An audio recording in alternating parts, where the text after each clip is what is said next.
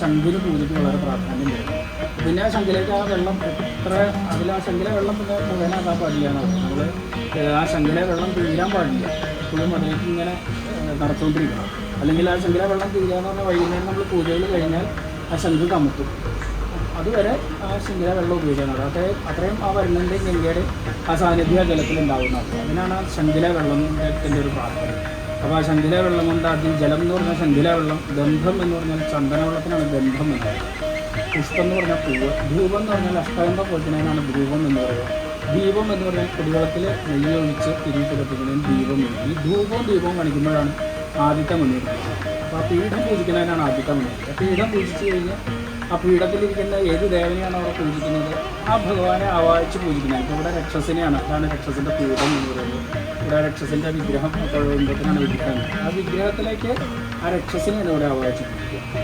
അതിനാണ് മൂർത്തി പൂജ എന്ന് പറയുന്നത്. ആ മൂർത്തി ആവാഹിച്ച് പൂജിച്ച് അതിനെ ആവാഹിച്ച് പൂജിക്കുന്നതിന് മുമ്പായിട്ട് ആ മൂർത്തി ആവാഹിച്ച് കഴിഞ്ഞാൽ ആ മൂർത്തികളുടെ അംഗങ്ങൾ ആയുധങ്ങളൊക്കെ നശിക്കണം. അതാണ് ഇപ്പോൾ ഈ കൈകൊണ്ട് ഇങ്ങനെ കാണിക്കുന്ന കണ്ടിട്ടുണ്ടാവും. ഓരോ ദേവന്മാർക്കും ഓരോ അംഗങ്ങളാണ്, ഓരോ ആയുധങ്ങളാണ്. ആ അംഗം ആയുധമൊക്കെ നശിച്ച് കഴിഞ്ഞിട്ടാണ് മൂർത്തിയെ പൂജിക്കുന്നത്. മൂർത്തി പൂജിക്കുന്നതിനാണ് രണ്ടാമത്തെ മൂർത്തി. ആ മൂർത്തി പൂജ കഴിഞ്ഞിട്ടാണ് ആ നിവേദ്യം കൊടുക്കുന്ന സമയം. ആ നിവേദ്യ സ്ഥാനത്ത് നമ്മൾ സ്വന്തം തൊഴാൻ പാടില്ലാത്തൊരു സമയമാണ്. പല ക്ഷേത്രങ്ങളിൽ നമ്മൾ എല്ലാം കണ്ടിട്ടുണ്ടാവും. നിവേദ്യ സമയമാണ് ഇവിടെ തൊഴാൻ പാടില്ല, മാറി നിൽക്കാൻ പറയും, അല്ലെങ്കിൽ പട്ടണം നമ്മൾ നിവേദ്യം കണ്ട് തൊഴാൻ പാടില്ല എന്നാണ്. നിവേദ്യം ഏത് ക്ഷേത്രത്തിൽ ചെയ്യുന്നാലും അവിടെ നിവേദ്യം നടക്കുന്ന സമയമാണെങ്കിൽ നമ്മൾ അവിടുന്ന് മാറി നിൽക്കണം. ആ സമയത്ത് തൊഴാൻ പാടില്ല. നിവേദ്യം കണ്ട് തൊഴിലാൽ നമ്മൾ എന്തൊരു ഉദ്ദേശത്തോടെയാണ് ആ ക്ഷേത്രത്തിൽ എന്ന് പ്രാർത്ഥിക്കുന്നത് അതിൻ്റെ വിപരീത ഫലമാണ് ഉണ്ടാകുന്നത്. അതാണ് ആ നിവേദ്യ സമയത്ത് തൊഴാൻ പാടില്ലാത്ത സമയം. ആ നിവേദ്യം കഴിഞ്ഞ് നട അടച്ചിട്ടുള്ള പൂജയ്ക്കാണ് പ്രസന്ന പൂജ എന്ന് പറയുന്നത്. ആ പ്രസന്ന പൂജയ്ക്കാണ് മൂന്നാമത്തെ മണി. ആ പ്രസന്ന പൂജയുടെ സമയത്താണ് ഒരു ദേവീദേവന്മാർ ഏറ്റവും സന്തോഷത്തോടിരിക്കുന്ന ഒരു സമയമാണ്. ആണ് ഇപ്പോൾ ക്ഷേത്രങ്ങളിലൊക്കെ നമ്മൾ കണ്ടിരുന്ന അവിടെയൊക്കെ ഇപ്പോൾ പ്രസന്ന പൂജയ്ക്ക് നട അടയ്ക്കുന്ന സമയത്താണ് നമ്മൾ നാമജപം അല്ലെങ്കിൽ വാദ്യഘോഷങ്ങളൊക്കെ ആ സമയത്താണ് ഉണ്ടാവുക. ആ സമയത്ത് ആ ദേവീദേവന്മാർക്ക് ഏറ്റവും സന്തോഷകരമായിട്ടുള്ള കാര്യങ്ങൾ പുറത്തുണ്ടാവണം എന്നാണ്. അതിന് വളരെ പ്രാധാന്യപ്പെട്ട ഒരു സമയമാണ്. കാരണം വളരെ സന്തോഷവാനായിട്ടിരിക്കുന്ന പ്രസന്നനായിട്ടിരിക്കുന്ന ഒരു സമയമാണ്. അതാണ് ആ പൂജ മുഴുവനാക്കി തൊഴേണ്ട ഒരു സമയം എന്ന് പറയുന്ന പ്രസന്ന പൂജയുടെ സമയം. ഇതിപ്പോൾ നട അടയ്ക്കുന്ന ഒരു സംവിധാനം ഇല്ലാന്ന് മാത്രമേ ഉള്ളൂ, പൂജാവിധാനങ്ങളിലൊന്നും മാറ്റില്ല. അപ്പോൾ അതാണ് ഇപ്പോൾ തൊഴാറായി എന്ന് പറഞ്ഞപ്പോൾ അത് നട തുറക്കുന്ന ഒരു സമയം എന്നുള്ളൊരു സങ്കല്പമാണ്. നന്നായിട്ട് ആ രക്ഷസിനെ ഒന്ന് പ്രവർത്തിച്ച് തുടങ്ങും.